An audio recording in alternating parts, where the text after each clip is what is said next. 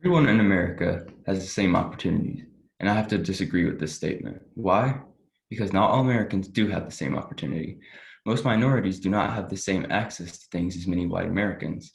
Most people with disabilities do not have the same opportunities as somebody with a disability.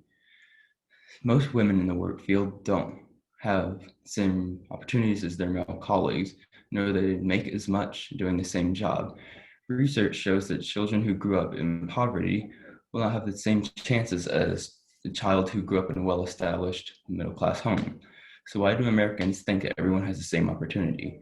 Many people believe that their own culture, family, their, their own culture and family beliefs, and don't think for themselves when it comes to global issues that affect most Americans. They don't believe that there are racial issues in their community or the world. It's hard to ask questions, but by asking, we learn about other people and their culture. We all need to recognize our bias. We all have them, and it's just a matter of recognizing them and making ourselves better. I could keep going, but we have to start with giving every American an opportunity, no matter their race or their status.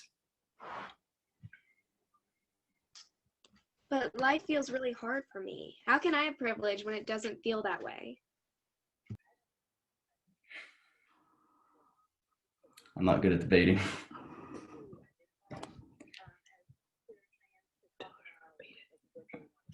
Repeat that. Can you repeat that? Oh, yeah, sure. But life feels really hard for me. How can I have privilege when it doesn't feel that way?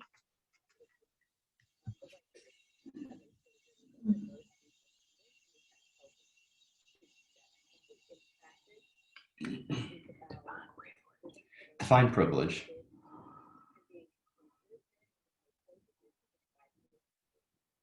Um, like white privilege. I think she's trying to make me the white person who has white privilege. So white privilege is saying, it's not saying that your life isn't hard, or that bad things haven't happened to you. It's saying that your skin color is not something that's making it harder for you. So there are a lot of systems in our country that have been in place that have kind of been set up throughout the years to better take care of white people than people of color. So Abram, if I loved your speech, and I think you did an amazing job. And so to kind of come back at Emma, think about a way that if somebody said, I don't understand this whole privilege debate, my life has been hard, and so I don't know how that's any different than somebody of color. Can you think of something you might say back to them to explain why people of color do kind of have a disadvantage compared to people who are white?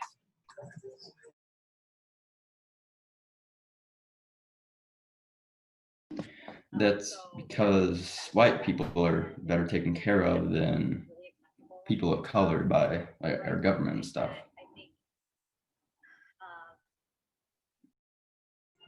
Yeah, so there are things in place in our country that kind of protect them. Things like, I have a friend who is a person of color, and she gave her kids what she calls white people names, because there are some studies out there that show if you have a name on your resume that sounds like a person of color, you're actually less likely to be hired. So those are things like it's kind of just bias that we don't even necessarily know that we have inside of us. And so those kinds of things are the things that make it harder for people of color. There was a really interesting study where they looked at preschoolers and preschool teachers, and they looked at how they were disciplined over just minor things, kiddos that were playing too rough, or kiddos that didn't follow directions or weren't listening. And in every case, the child of color was disciplined harder than the white child.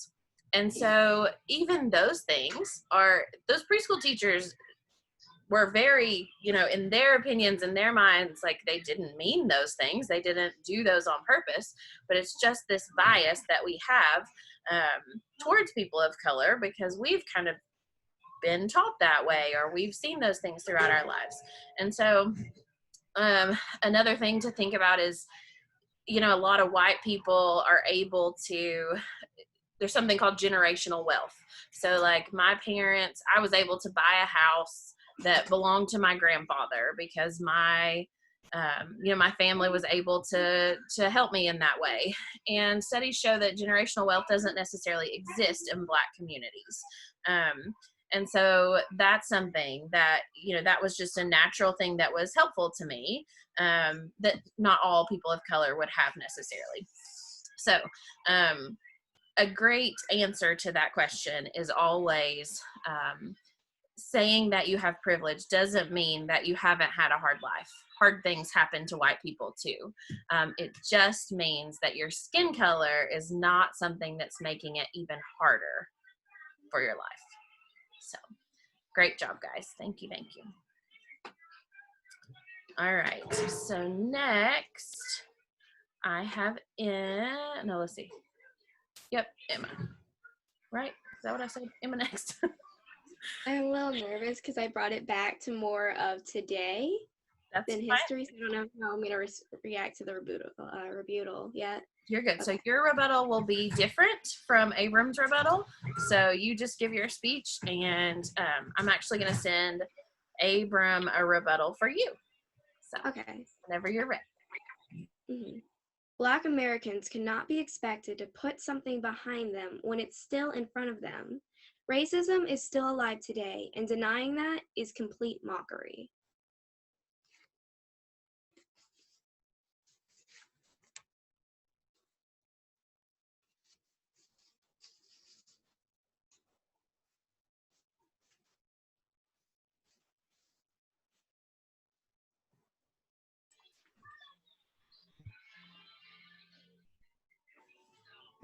But there's also racism against whites. All lives matter.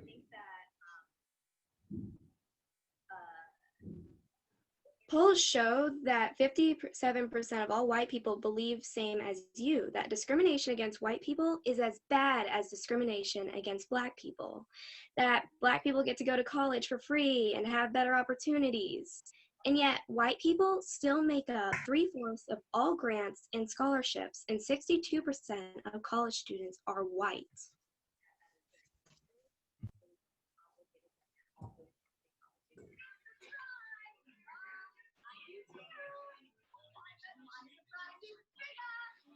Do I have another rebuttal, or is that it? Yep, I'll give you one more. Okay.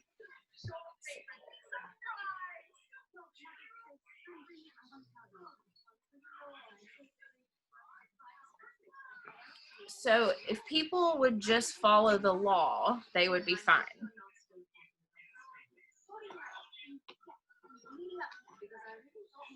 And yet, studies show that Black people are 8 times more likely to be wrongfully pulled over. And once pulled over, police were twice as likely to threaten or use force on a Black person than a white person.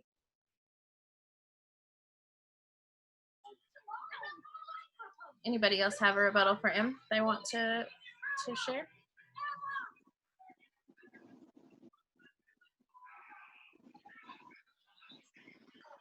Great job, Em. I think you answered those beautifully. The rebuttal, if people just followed the law, they'd be fine. You said exactly what I would have said, that we do know innocent people have been killed by police in the past because of kind of that implicit bias that we have. The same bias that those preschool teachers I talked about have, so do some police officers. It doesn't mean that police officers are bad. It doesn't mean we stereotype that group of people. It just means we all have this system inside us that kind of protects us as white people that people of color don't always have. And we also know that people of color have been killed by law enforcement just for fitting a description, and that hasn't happened as much to white people. And so It's not necessarily just about following the law, because there are some things in place in our society that make it a little bit more challenging for Black people or people of color to just follow the law and face the same consequences that a white person would face. Your other rebuttal was, I don't remember what Abrams was. That all lives matter. Yes, all lives matter. So have you all heard this? Have you all heard people say all lives matter? And so what do you think about that? I think that all lives do matter because God made us all equally. But the way some people have been taking it, it's blown out of proportion. And so they've made it and they've twisted it like most things, like happens to most things. So they've twisted it out of proportion. And I feel like they should, respect everybody's lives without being like, I mean, Black lives do matter, but like all lives matter and everyone should be equal. I hope that made sense. Sure. I'll make a statement. I need to make a statement. Yep, do it. Okay, so when we think of all lives matter, we think that, yes, God created all people equally and they should be treated equally. When you say all lives matter, we're not saying that, when we say Black Lives Matter, as someone who falls into the oppressed category, we're not saying that all lives don't matter. It's like taking a light bulb off of a Christmas tree. One light goes out. Do you give all the lights on the Christmas tree the attention? No. That one light bulb is requiring attention, even though it requires the whole stream of lights to work. So what we're saying is that, yes, all lives do matter in the eyes of God, but you're not seeing that in today's systemic racism because we are human, right? So humans don't treat everyone equally as they should. Unfortunately, because of stigma, which we'll talk about today, all lives matter is, I think, someone who can say that easily has not been around oppressed populations to see that there is harm done in systemic racism and due to stigma. So it's not saying that all lives don't matter. That's not it at all. It's just like we have to pay attention to this one population to make sure that they get what they need to thrive in our society. So if I was saying that all females were having to walk, they couldn't get a car to wherever they were going because the government said all females have to walk, we don't like females. And I said, well, that's too sad because everybody matters. It's identifying a population at a time that needs our attention, needs our open-mindedness, and also needs us to come together and support them and help them. So that's what I see. I'm sorry. Nope, I just jump in everywhere. So yeah, perfect. I think we have to be really careful. If all lives do matter, then your actions have to back that. Then you have to go back to, why are we putting people in cages if all lives matter? Why is there a death penalty if all lives matter? So you have to be very careful when you just make a statement about certain situations and try to group people together, because our actions do not support that. So A couple of things just to add to what Sherry said. A couple ways that kind of clicked in my head. I saw this image of a person saying all houses matter, but one was on fire. And so when the fire department came, they were like spraying all of the houses, when really at that moment, all the houses do matter, but at that moment, we need to focus on the one that's on fire. And so that was kind of helpful for me. And another thing that I saw was somebody that said it would be like me running through a breast cancer awareness month rally saying all cancers matter, because they do all matter, but in that moment, the focus is on that one thing. So I think there's lots of different sides to that, but but really trying to understand the difference in caring about all lives, and that maybe sometimes there's a group of people or a, you know, any kind of group or topic or whatever that we have to focus on more in that moment than others. Yeah. Any other thoughts on that, on All Lives Matter? No wrong answers. It's debate day. I think people are taking All Lives Matter and using it as a degrading way to bring the attention back to themselves. And so, like you guys are saying with all your examples of like the light bulb in the house, that's 100% correct. I feel like they're saying like, obviously all lives matter, but we need to go one community at a time. We need to focus on the issues that are now so that we can fix that. Because right now people aren't acting like all lives matter. They're acting like this one group of people matter because their skin tone's lighter. And so by saying that, I feel like it's just, I don't know. I think it's kind of similar to when you say, I don't see color. It's kind of dismissing that person's experiences, what they've gone through, and the differences between people.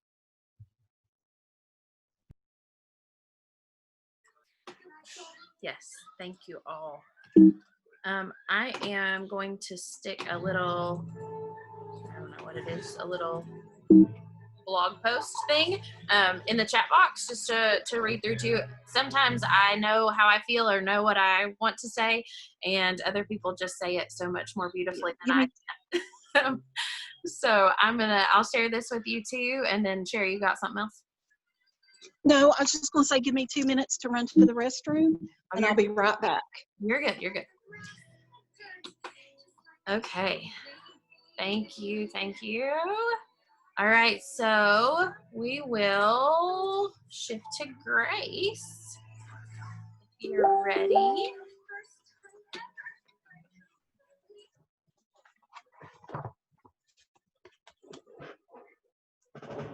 A middle-class Black household makes less than a low-class white family.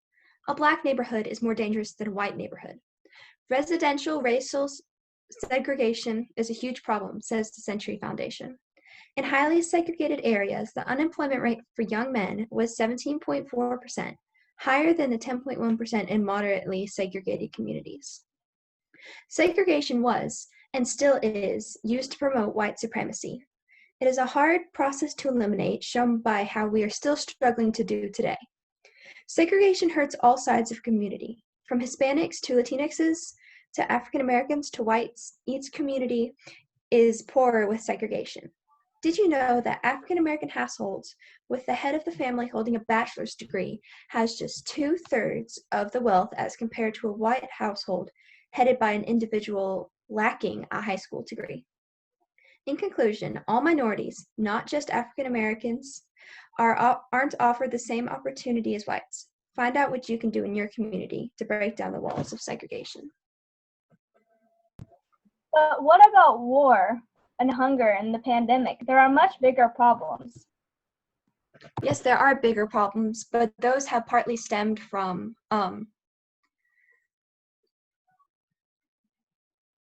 those are in conjunction with racism, and if we fix one problem, the other problem becomes easier to fix.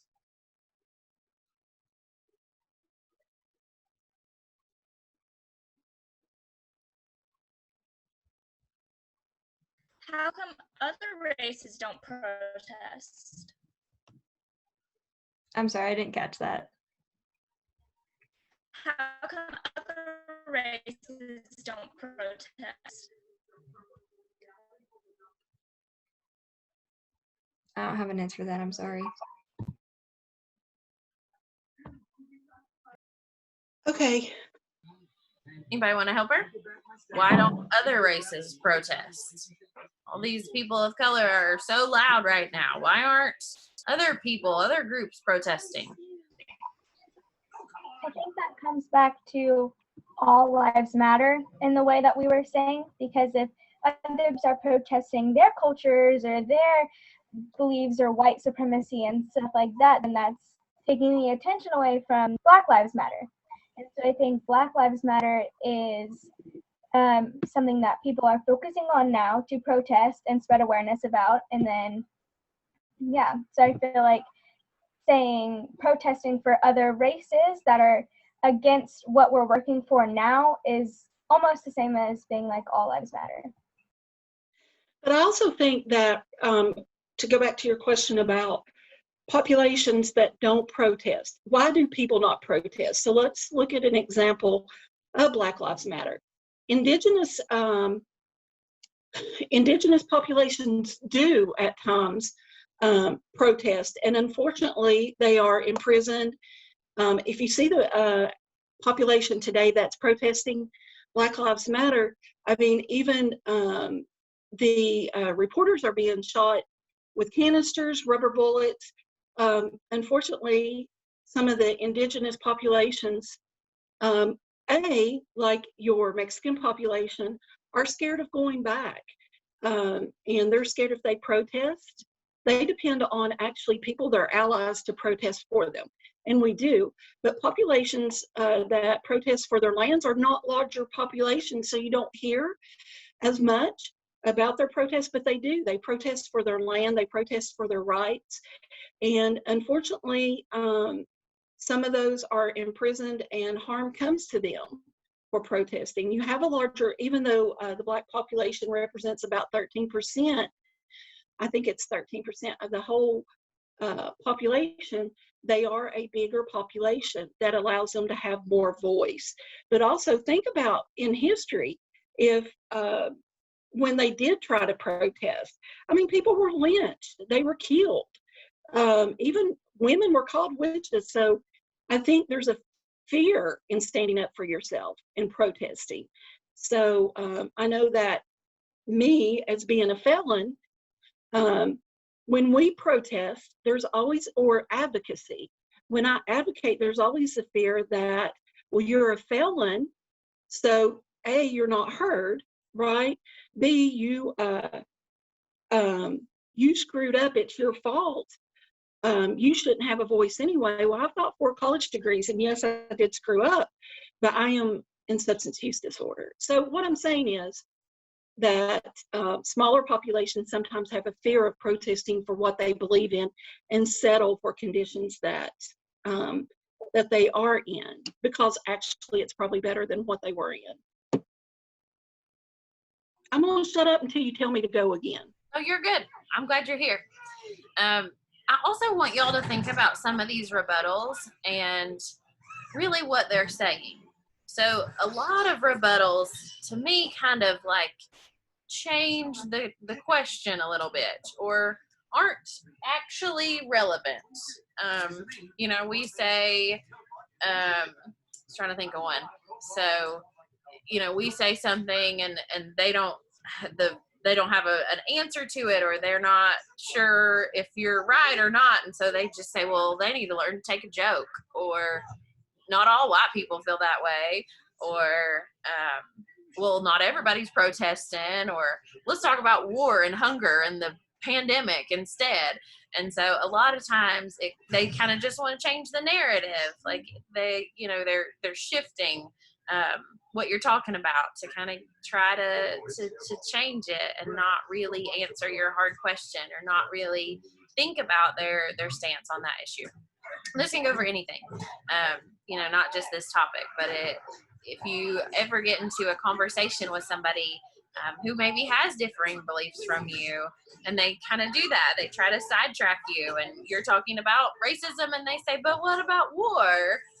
Say, no, we're not talking about war. We're talking about this issue right now. And so let's stay here on this issue. So always a good way to kind of just remember to bring it back to what your point really is. So awesome job, Grace. Thank you. All right, Kendi, you ready? Maybe. All right. Maybe if my dog wouldn't be pushing my computer. You're fine. Whenever you're ready. Okay. I'm hoping it's good. I'm not really sure about it. I'm trying. In 1830, there were over 2 million slaves and over 70% were black. I'm Kendall Kruger, and I'm going to talk about how America has kind of changed over the years. Back in the 1800s to mid 1900s, blacks were considered different due to their skin color. It has caused so much racism. Even now, they have more opportunity than they did back then, but they still don't have as much opportunity as whites. Your skin color shouldn't define you, but although in America it still does. How can black people forget about the past if white people refuse to give them equality?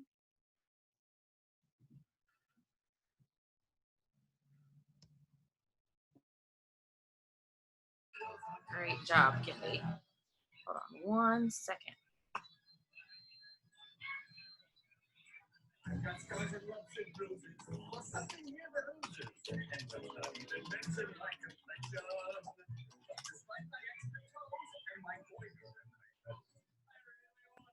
But why do they have to loot and riot?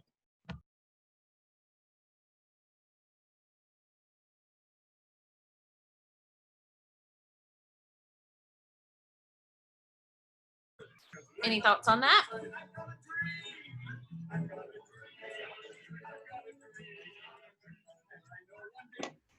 If someone had said something I didn't hear, they said. Oh, sorry. Grace, will you say it one more time?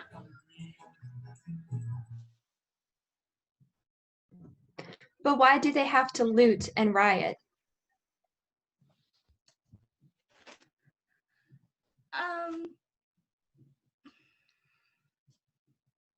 I don't really have an answer to that. That's okay. That's a hard one. That's a that's a great question. People are like, I don't understand why they can't just protest like Martin Luther King and be nice to each other and sit around and protest quietly and peacefully. Go, Em. Go for it. Most Black Americans aren't rioting, though. They're giving peaceful protests. The ones who are rioting are people who want the purge, pretty much. So these are mostly white Americans who are trying to look like Black Americans as they loot these stores. I also feel like people who are rioting or protesting, that's how people really get hurt. It makes it on the news. People put that on the news. People post pictures on social media about it. So I guess it's one of the most effective ways right now, at least, to kind of get stuff out there and to really progress with educating other people. Yeah. I think all of those things are absolutely true and can be part of this. And I don't know that there's really one reason why people loot and riot. But one thing that I want you to think about is, has anybody ever heard of Colin Kaepernick? He's an NFL player. So he's an NFL player. I'm going to stick an article about him in the chat box too. So Colin Kaepernick, about 4 years ago, said, I'm going to send a message about police brutality. And so he refused to stand for the national anthem before NFL games. And so the world went crazy about this. Everybody had big feelings about if he should stand or shouldn't stand, or if he should kneel or shouldn't kneel, or who he was offending, and all these things. And so we really gave Colin Kaepernick a really hard time about it. Lots and lots of people kind of followed in line with Colin Kaepernick. Some NBA players started doing this. Even a NASCAR driver eventually kind of got on board with these things. And people lost their ever-loving mind and were like, this is not okay. This is against the military. This is whatever. Even the president, I'm going to read this quote to you. He said, if a player wants the privilege of making millions of dollars in the NFL, he or she should not be allowed to disrespect our great American flag or country and should stand for the national anthem. If not, you're fired. Find something else to do.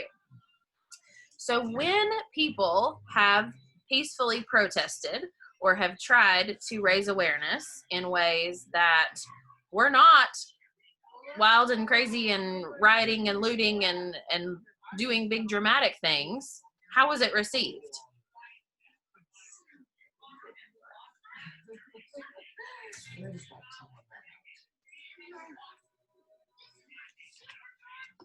Was it received well? So everybody was like, oh my gosh, we should listen to this Kaepernick guy and do what he says and start making things better for minorities in our world. Not so much. Even the president was like, get up, dude, you need to get fired if you're not going to stand for the national anthem.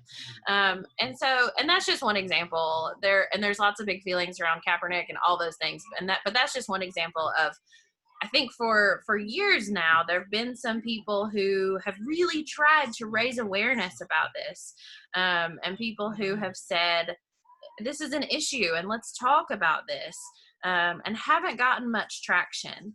And so for me, I think that rioting and looting comes from two different things. From we weren't making any ground by doing it peacefully, and then also just from anger. If you had lived this life that so many people of color have lived, where everything in our system is set up against you, I feel like when we talk about ACEs and trauma and the way that it shapes our brains, I might be more likely to go rob a store or go destroy a town, because I have so much trauma in me from the things that I have experienced in my life.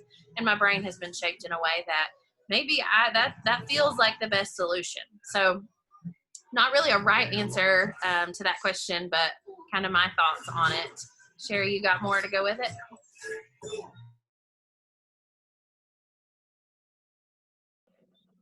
So something else to think about too, Martin Luther King's name was mentioned, and so I will tell you that even though he tried to protest peacefully, our government had him killed violently. So I think that exactly what Jillian said with when we are quiet. Now again, you have some people out there that looting and rioting that are trying to base it on another group that have been found not to be involved in that group at all. So, but they want it to look like it. So you have to be open-minded and actually pay attention to what you're looking at and reading. And under that, remember who is sharing that information with me. What are their views? Is there a hint of,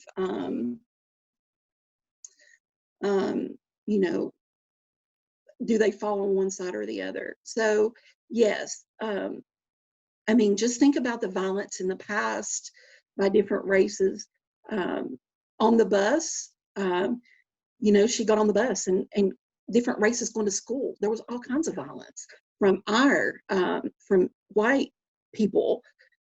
So it's the looters and rioters are not always black too. So it's just, again, because they are classifying them, it's a systemic racism type thing. So, but anyway, yeah.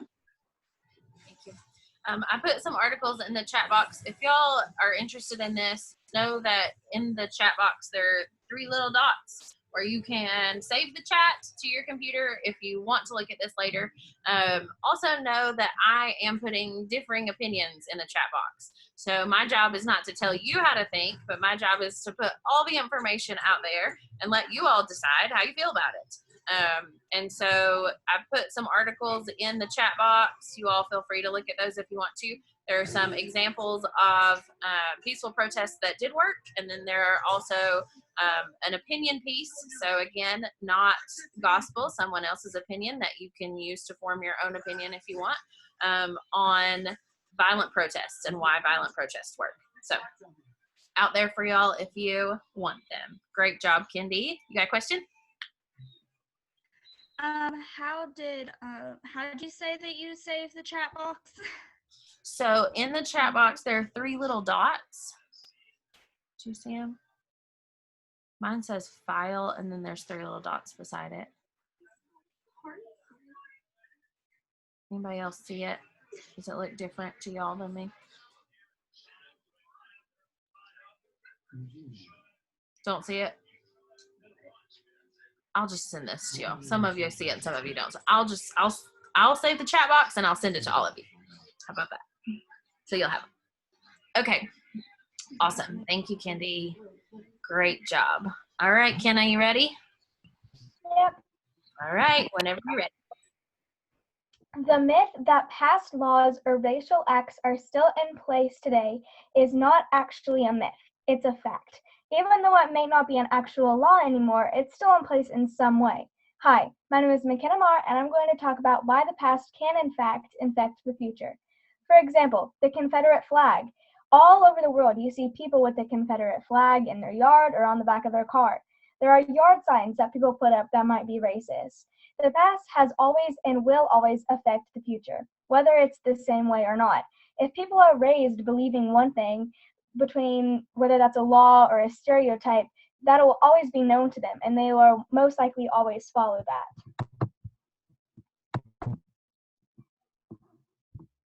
But Blue Lives Matter.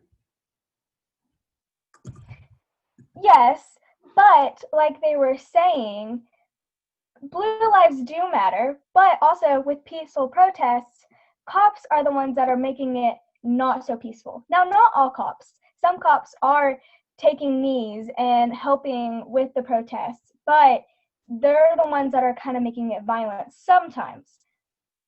So it really just varies.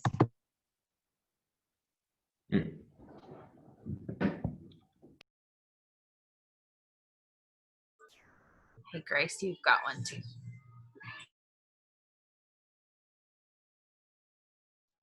Many of the people killed had criminal histories.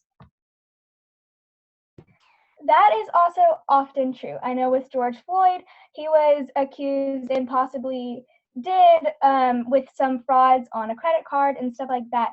But the point is people who are Black or a different color, they sometimes do crimes, but the crimes are punished far more with death or being in jail for a longer period of time or being fired from their job. With white people, that doesn't always happen. They get a warning when they're pulled over. They get a ticket, or sometimes if they know the cop, they'll be like, oh yeah, you're cool, you're fine, go to your hangout or whatever. And so it's extended and it's over exaggerated, I guess. Thank you, Hannah. So my name is Sherry Barnett, and I am a felon. So if I was to get pulled over and the guy thought that because, which happens, they see my name on that I am a former person who's been incarcerated for drugs during my substance use disorder time, and I'm pulled over, they automatically think that I may be doing something. So it's okay because I have a criminal past that they treat me inappropriately and kill me. Is that correct? Is that what somebody was saying?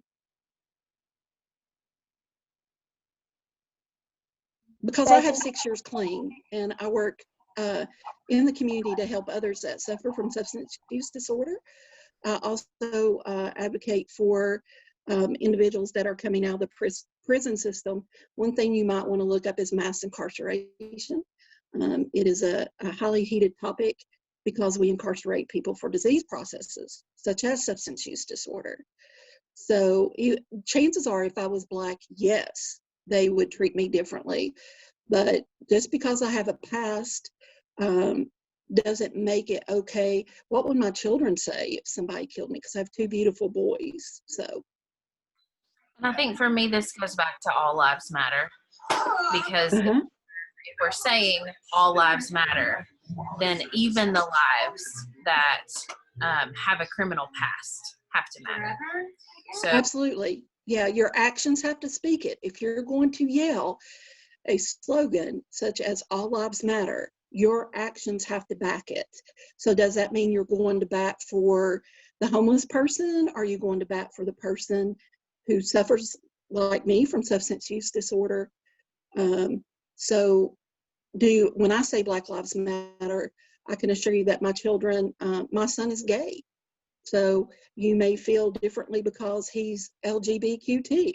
I carry a rainbow flag. So does that make him any less than anyone else? No, but you have to, if you're going to say all lives matter, you have to stand behind that. And your actions have to count for that, right, Julian? So we have a question. Let's kind of talk through this together. What about black cops is the question. So what thoughts do you all have about policemen who are also people of color?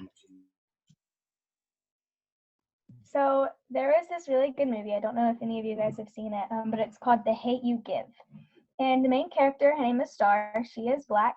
Had a conversation with her uncle and a family friend. He is a cop, and she had a conversation with him saying, if someone was speeding and you pulled him over, how would you react if it was a person of color, the person was black? So he even responded, I would probably be more cautious. Even for black people, it's built up as a stereotype that black people are more dangerous because people tend to I hate saying the word overreact, but white people tend to just automatically be scared of black people because of their color sometimes. And so I guess it goes back to people have put things in our brain that this person is more dangerous. I should Yeah, and I agree. I think that we all have this implicit bias, and so exactly like Kenna said, you know, and I also don't think anybody, for the majority of people, they're not saying all policemen are bad. Policemen are bad people. They are bad. I think for me, the takeaway that I had to come to was that when people say blue lives matter, totally agree, they do matter. But people who have chosen to be police officers have chosen to be police officers. People of color didn't get to choose that. And so I think we just have to be mindful of that too, that we have we do have to love everybody and take care of everybody, but our people of color just maybe need some extra love right now. So I have still like. I will tell you that I work with law enforcement now, and actually I got an email helping another person from my probation officer. No, not all cops are bad. I have beautiful people in my life that are law enforcement. I actually talked to law enforcement the other day at an event, and their comment to me was, when we talk about defunding police or things like that, his comment to me was he sees it as defunding, but then in another breath, he said, we are not social workers. We are not domestic abuse people. It would be nice if we could get someone that knew how to handle substance use disorder. There are grants going in places that actually help law enforcement deal with those, because right now the only thing that law enforcement know, unfortunately, is unless there's someone there that helps them with the social piece of that, all they know is something is bad and we need to put them in jail or give a ticket. And not all law enforcement believe that. Now, again, some of my beautiful friends are law enforcement. I would never go on there and say, but defunding the police is about adding people where they need to be, to actually partner with police to give them the opportunity to do what they need to do versus trying to be someone that has to have college degrees to do, like mental health assessments or substance use disorder treatment, things like that. So the messages get lost in social media about what the true nature of what everybody's trying to do. And that's the sad part. So, but yes, I have several friends that are Black that are law enforcement. So I have officially monopolized all of Sherry's time talking about racism. I could talk about this all day long, and I've loved all of your speeches and hearing all of your input and the way that you all are thinking through these issues. I'm a grown up and I don't have it figured out, and I don't know what Exactly. And so I love watching you all look into this more and figure out what your opinion is, and always being mindful that your opinion doesn't have to be my opinion or your parents' opinion or your friend's opinion. You get to decide how you feel about all these issues, and I'm just super proud of you all for digging into this and sharing today. I put a quote in the chat box that I wanted to kind of leave us with, because I just love it and I think it's so powerful. And now I'm going to give Sherry officially 7 minutes to talk about. Oh, that's okay. I can do it. So your speeches next week are in the classroom for you. You'll know what to do. And so if you have questions, I will share Sherry's info with you after class too, so you can reach out to her if you need more info. But 7 minutes of stigma, go for it.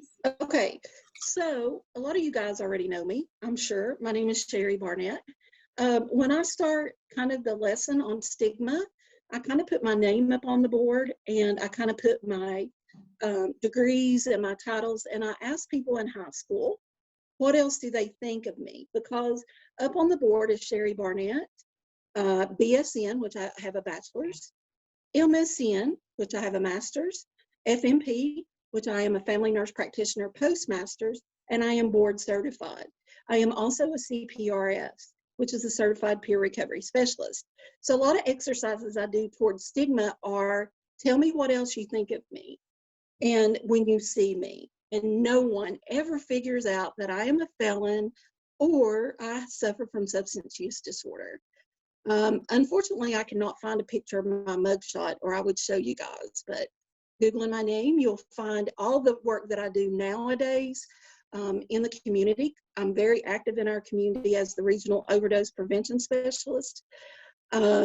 So I get stigma both ways. I get stigma from people that are trying to be in recovery because they think my recovery is perfect, and it is not. And then I get stigma from people who just read the top line. The obstacles I face to get my license back are huge. And it's all about gaining trust again. But I will tell you that I help felons vote again. I help them get their right to vote again. Who's to say that because I suffered from substance use disorder and wrote scripts that I can't be redeemed, right? So that is a lot of things. So also what you will find is that more and more people are being incarcerated these days for things such as possession that are low-level crimes where people should be getting treatment. So when you hear defunding the police or we should put different people out there, it's not saying take away the safety of the police department. It's talking about adding physical agents in those places to help the police, to partner with them. Because had someone taken me to rehab, I can honestly assure you, I probably wouldn't have committed another crime other than speeding. Yeah, I do speed a lot. I'm sorry, don't tell anybody. But anyway, I am 6 years clean. I am a very productive member of the community. And I think that actually my stigma, based on what I have in the past, actually helps people and helps me advocate for people that have stigma. So, you know, when you see someone who is homeless, what is the first thing you think about? What's the first thing you think when you see a person that's homeless? Do you think maybe they're suffer from substance use disorder? Emma, go ahead. It really was used to be that, is I would see them and I think, ew, why doesn't he get a job? Or this is his fault. But now all I can think of is, I wish I could help him or them or whoever. Right. I think so. My parents are, we talked about my son being LGBTQ, he is gay. My parents are very adamant against that, but they love him for who he is. So, that's another stigma that you have. But I will tell you that most of us that suffer from substance use disorder, homelessness, or some other mental health disorder have had trauma, and you all are learning that, ACEs. Mine was adult trauma. Mine was my husband dying in my home and my children finding him. Their own, they found their dad dead, so their trauma, and I have to be consistent with getting them the help they need, because there is a resilience factor, and Jillian teaches you all that. But all I can say is that when I went into recovery, I thought, this was not that bad, which it really was. Why can't other people just go abstinence-based like me in recovery?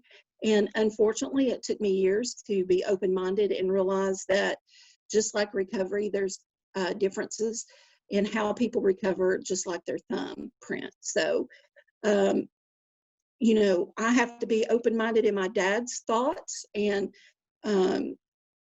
he's a big supporter of the politics today. And so, but anyway, let me close with this.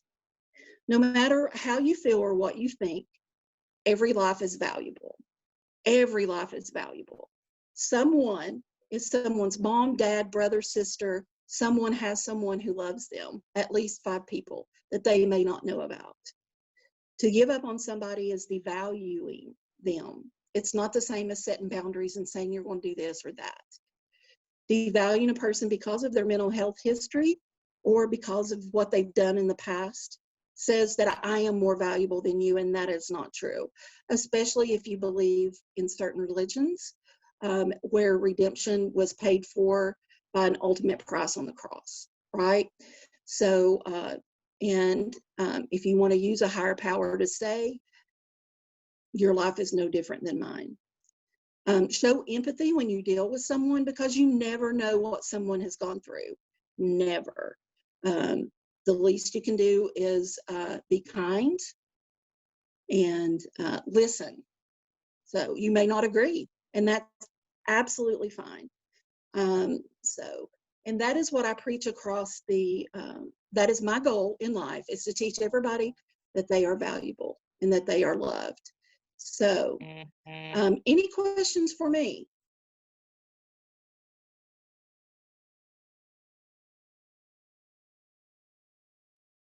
My phone just did something really crappy here. So any questions for me at all? I did a lot of drugs, yes. Does it show, Emma?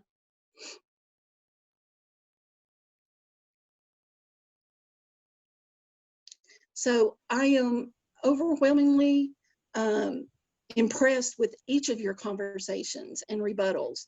I just think that this is an awesome group, an awesome opportunity to be open-minded and to appreciate each other's opinion, whether we agree or don't agree. And basically, you're teaching our adults how to act. So don't forget that you're teaching adults who were never taught how to handle a difference of opinion, how to act. So I want to spread the love to you guys, and know that if you all ever have any questions or needs or anything that I can do to help, please let me know. So, okay, Miss Reese.